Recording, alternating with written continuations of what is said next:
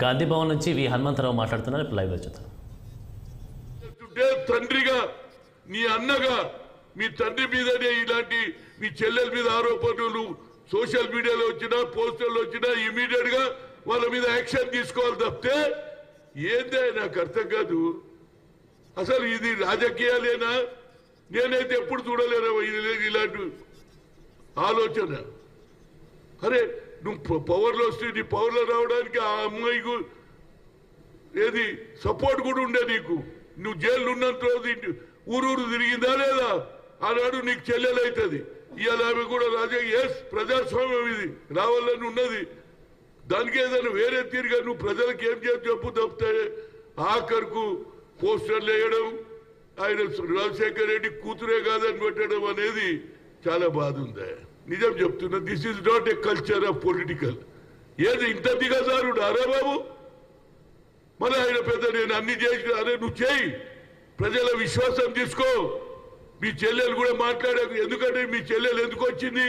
నువ్వు అన్యాయం చేసినావు కాబట్టి ఆమె కూడా ఇవాళ కాంగ్రెస్ లో వచ్చి కాంగ్రెస్ పార్టీకి న్యాయం చేస్తా ఉన్నది. ఆనాడు రాజశేఖర్ రెడ్డి గారిని చేసింది కాంగ్రెస్ పార్టీ తీసింది. ఆ తర్వాతనే ఆయన ముఖ్యమంత్రి అయిండు. ఇవాళ కాంగ్రెస్ లేకుంటే నువ్వు ఏడు ఉంటుంటివా?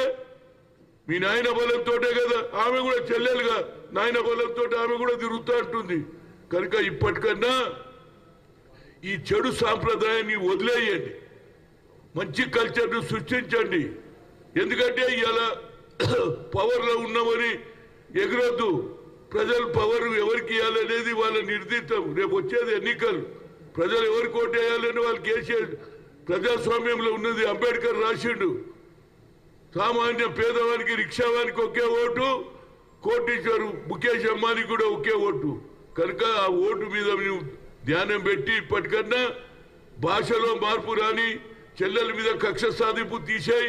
ఇంకో మీ చిన్న ఆయన బిడ్డ మీద ఎంత ఎంత ఏం చేస్తారండి? న్యాయం గురించి కొట్లాడుతుంది. అదే రాహుల్ గాంధీ గారు కూడా న్యాయం గురించి వాళ్ళు తిరుగుతుండు.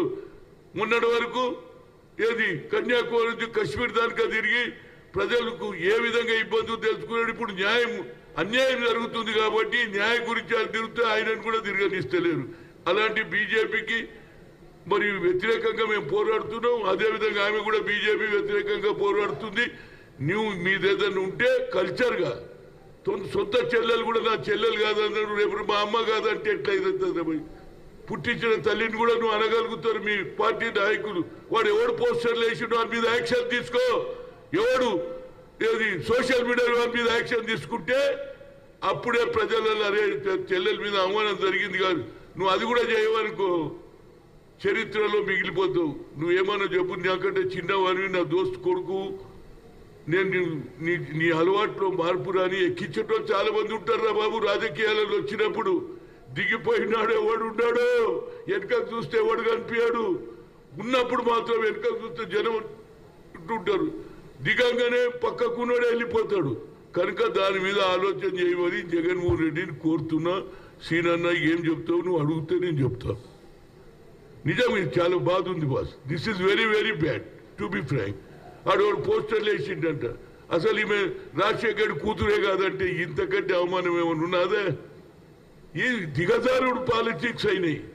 అందుకు నేను రేవంత్ ఎందుకు తారీఫ్ చేసినంటే ఆయన ముఖ్యమంత్రి అయినాక జానారెడ్డి గారు ఒక పెద్ద మనిషిగా మొదటి నుంచి ఆయన ఏది వాళ్ళ కుటుంబ సభ్యుడిగా పోయి ఆయనకు బ్లెస్సింగ్ తీసుకున్నాడా లేదా?